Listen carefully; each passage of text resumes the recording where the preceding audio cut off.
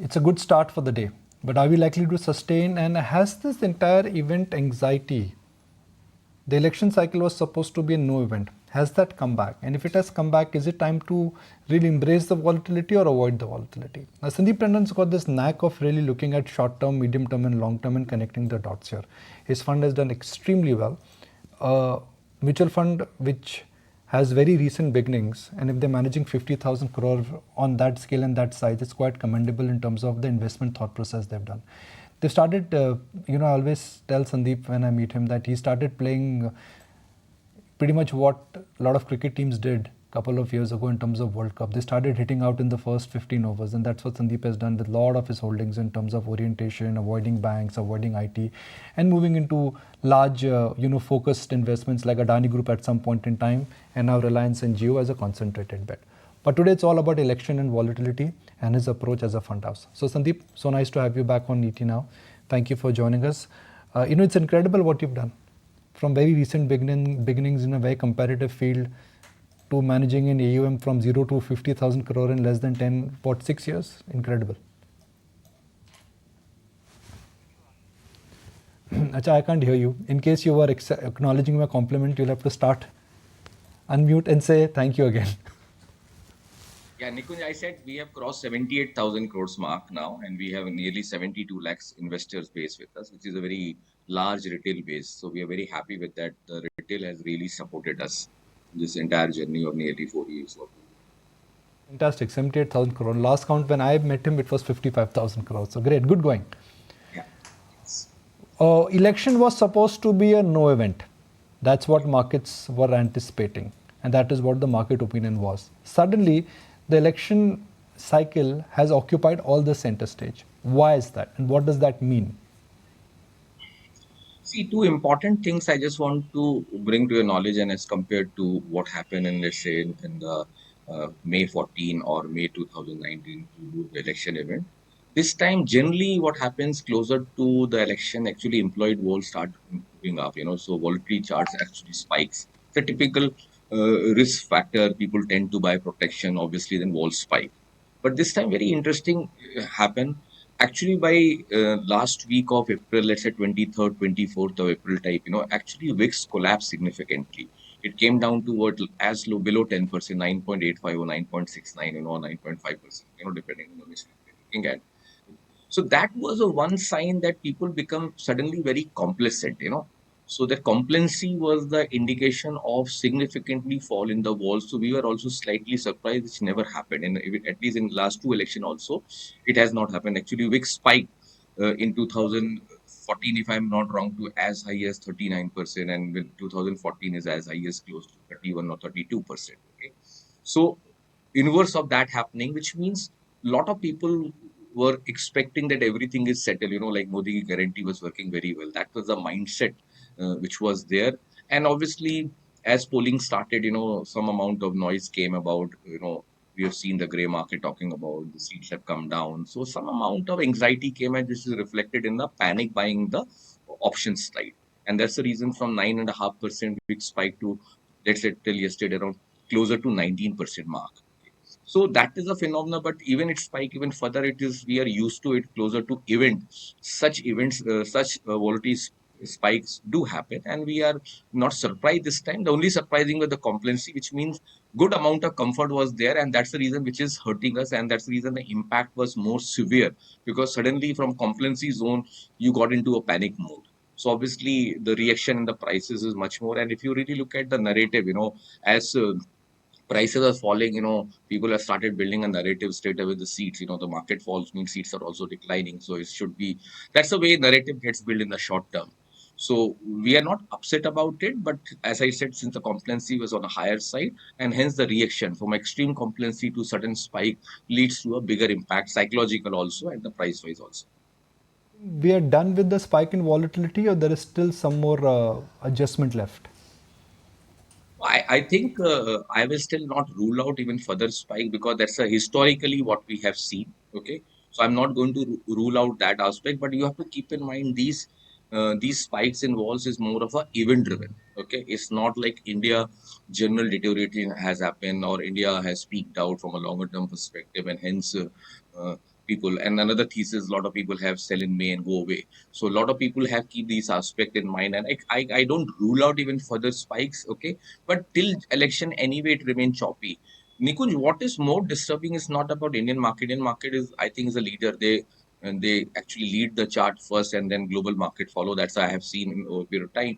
What is more disturbing right now is a good amount of complacency is there in the global market too. Okay, if you really look at the UX VIX, S&P VIX also is closer to 12 and a half. So is maybe many quarters low it is approaching. So is the case with the wall indices of the Nasdaq or Dow, or if you look at the German DAX or any global market, look at the global equity walls have actually corrected significantly, and good amount of complacency is there.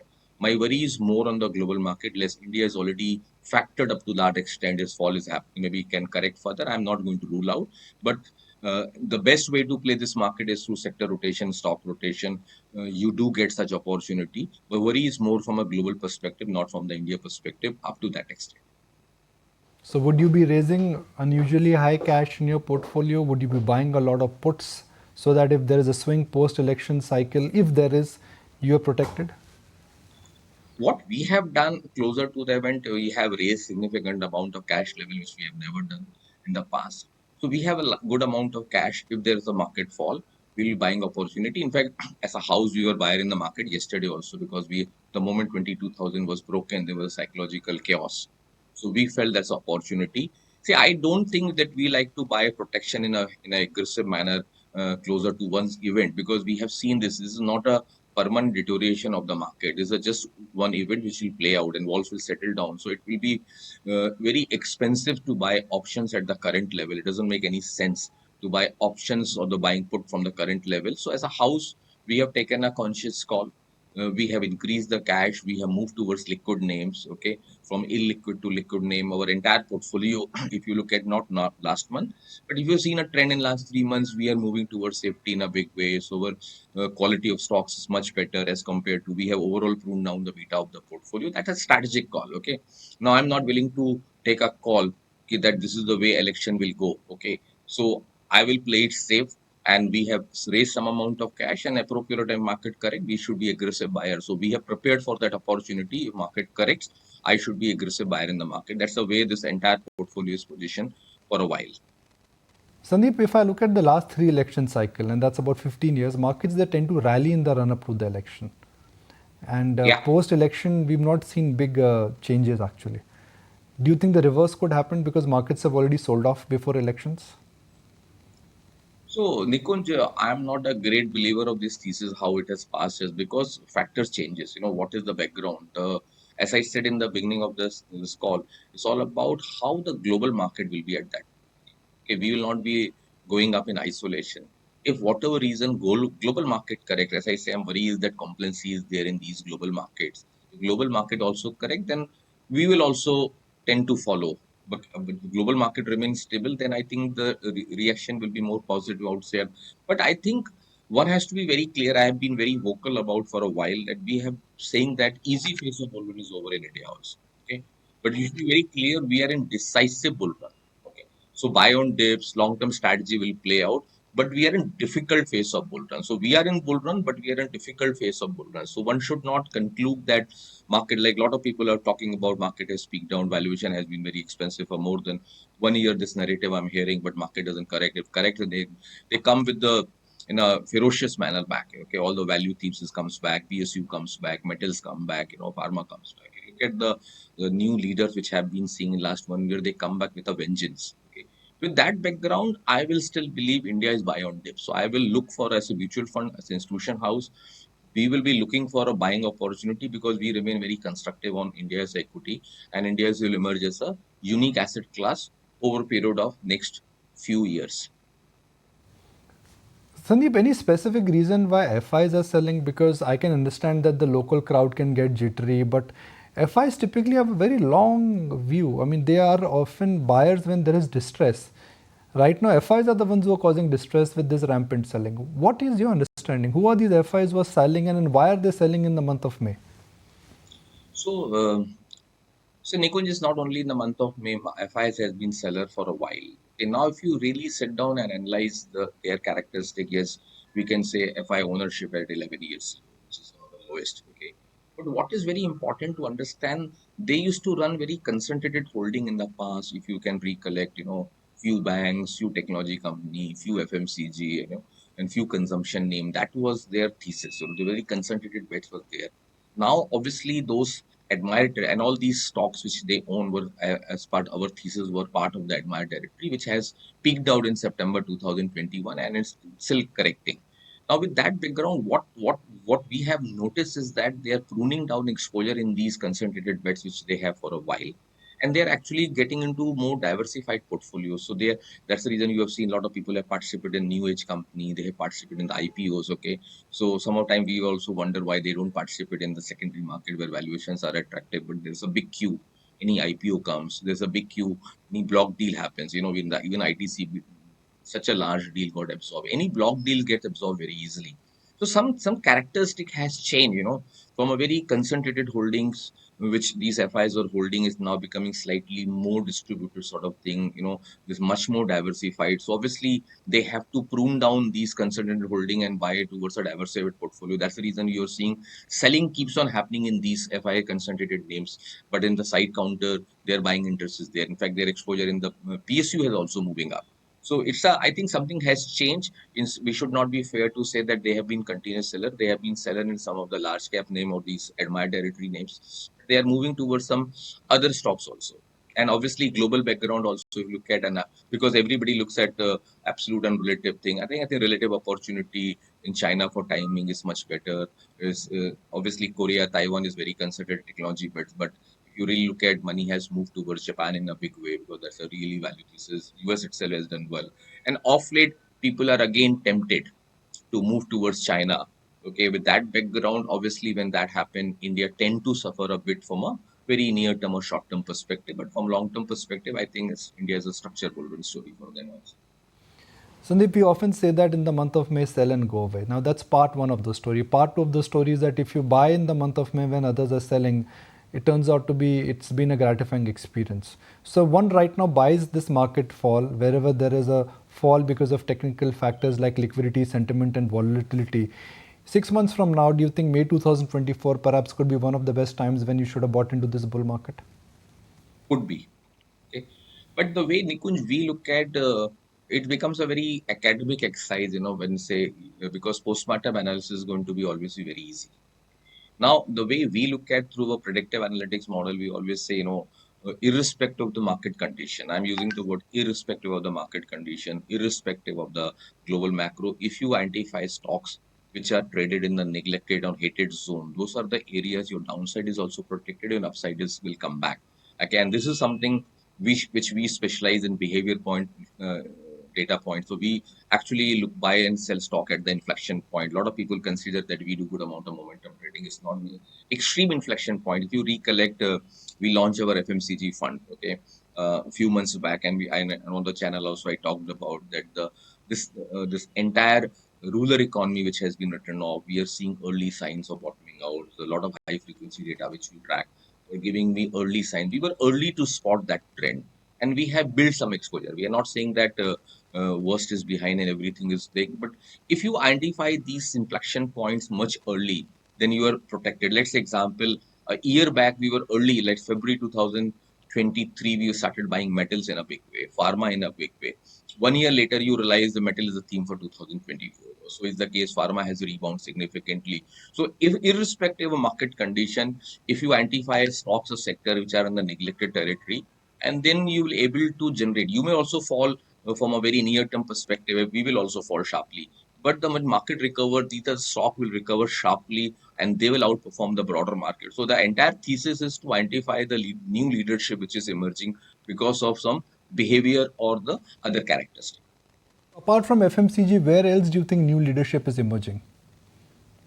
So I think if you really look, I will not say new leadership. Very clearly, metal emerged as a new leaders. Okay, and is this thesis started a year back? I think it has more legs. And if you ask me, last year also I said that 2024 belongs to metal and mining companies globally, not only India.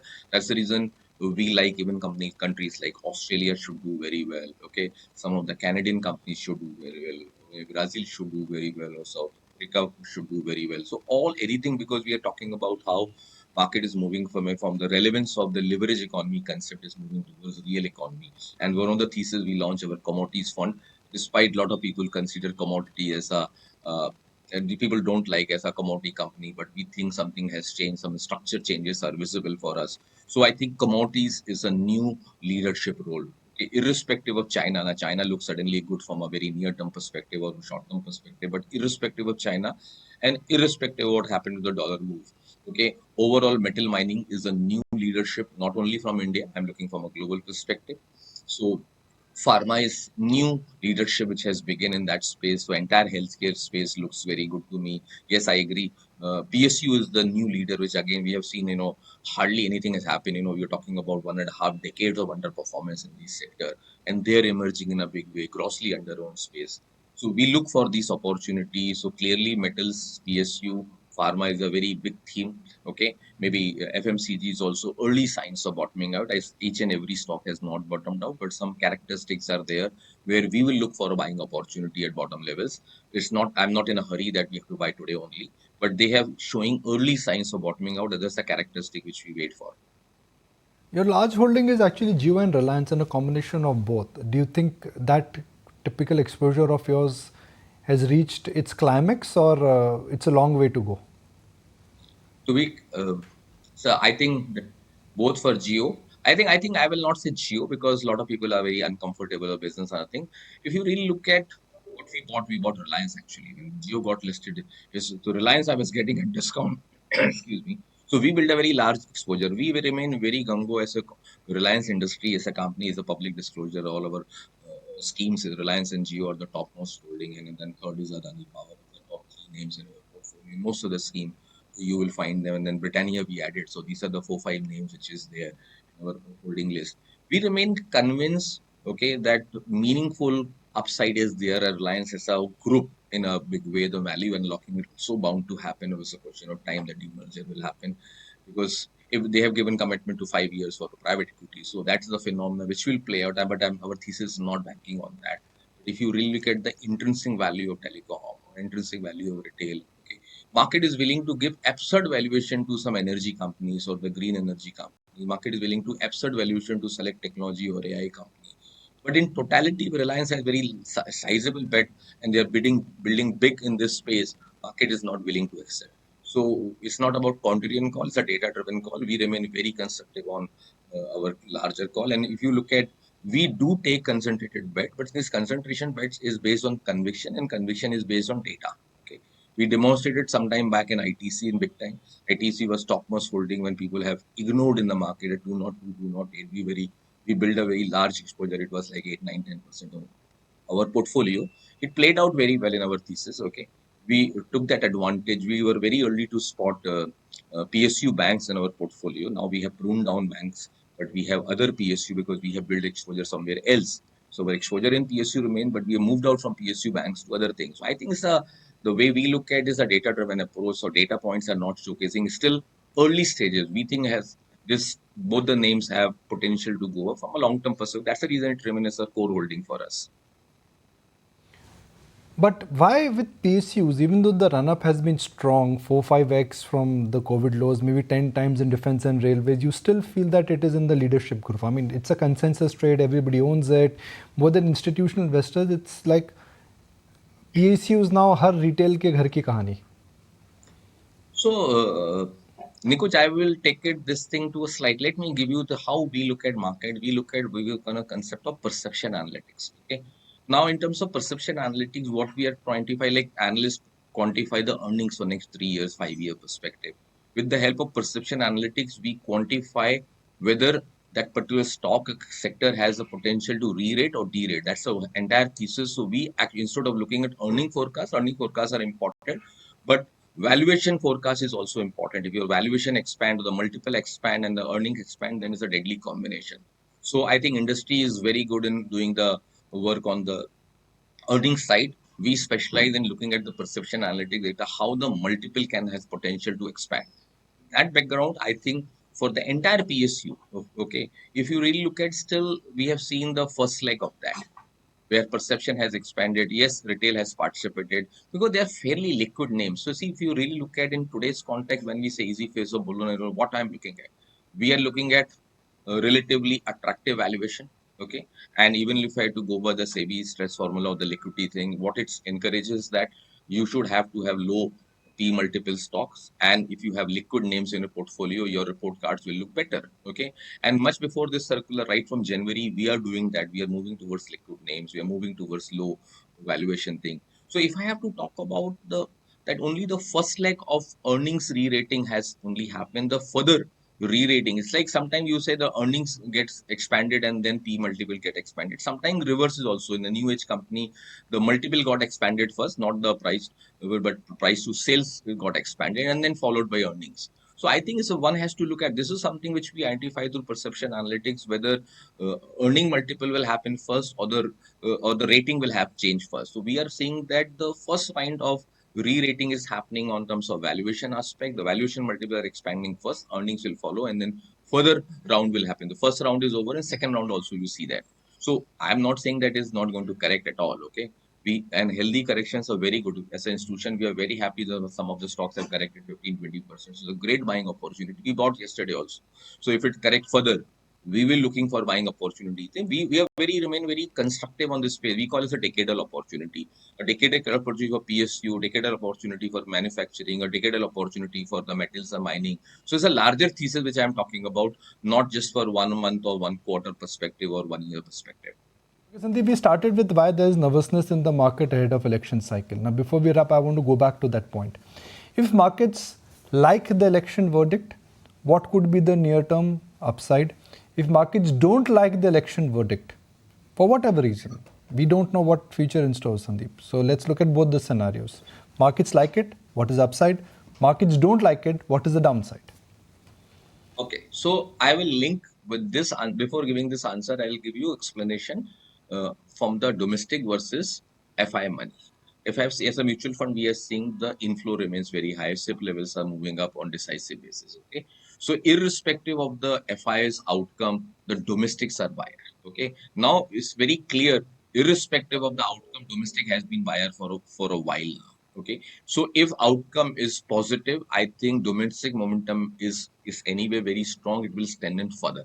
Okay, so with all the companies which are like we talked about, like how PSUs or metals and some the where retail participations, I think they will continue to work. If results are bad, okay, then institution will take more margin, more negative, because from a global perspective, they have a better opportunity. As an Indian, we don't have any opportunity. We have to participate here in terms of saving.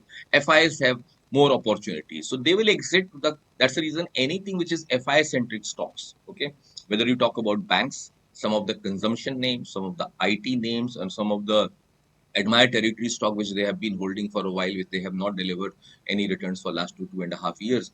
I think those are the names where we should be worried about. If something goes wrong, I think you will see a drastic selling happening, because there are no takers for those names, and they own these things in a big way. So it's very clearly, irrespective of the outcome, our thesis will play out more from India-centric stock, more from the local liquidity perspective. So we will very clearly looking for which side the local liquidity is getting tilted, rather than saying which side the FI. So risk is the FI holding, not the domestic holding.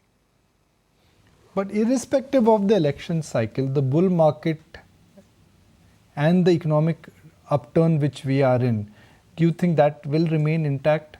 We've seen that, I can argue that between 2003 and 2008, markets did not like the election verdict, yet we saw a great bull market. 2019, the same verdict in a sense was endorsed and markets celebrated that.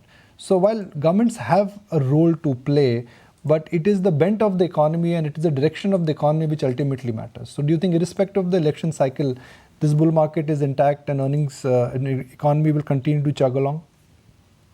So, Nikunj, as I said, this decade belongs to India, maybe half century belongs to India, which obviously we cannot forecast these larger trends, keeping in mind the election. I think they are just the event which will play out. But I think whatever the step current government has taken, I think these are irreversible steps. Okay, even somebody new comes into picture, they will also take it forward. But the probability, okay, I'm saying this since there is no strong opposition right now. Okay, So it becomes a very nice academic exercise. They don't come back. Okay, they may not come back with that majority. There's a possibility of let's say the way markets are reacting. They come back. I think market will rebound. Their probability, the way I look at data points, okay, even somebody else also comes into picture. There could be a psychological impact, maybe for a quarter or so, nothing more than that. I think then everything will come back. Okay, because Indian macro are, I said in my 33 years of career, I have never seen such strong macro. On absolute basis, we are great, but on relative basis, we are extraordinary relative to China, relative to US, or relative to any developed market. So I think it's a unique situation. I think as a retail investor, we always look for, India is a great opportunity to buy on dip strategy to continue. And as far as comes to stocks, come to risk aspect is concerned, I think the stock rotation, sector rotation is a thesis which we play, and that's the best way we can generate risk adjusted return. That's one reason if you look at this thesis of dynamic style of money management, which we practice, has played out very well. We have generated one of the best risk adjusted return in all the categories which we operate in the industry. Well, Sandeep, always a pleasure. Keep up the good work, my friend. I mean, it's absolutely incredible to see that competitive space you've started, 5 years ago? Yeah, 2018 we started. Yeah, June 2018. 5 years ago, from zero to 78,000 crore, it's quite incredible. So thank you very much for joining us, and congratulations on all the good work. Yeah, thanks so much. If you like this video, then like, share and subscribe to ET Now.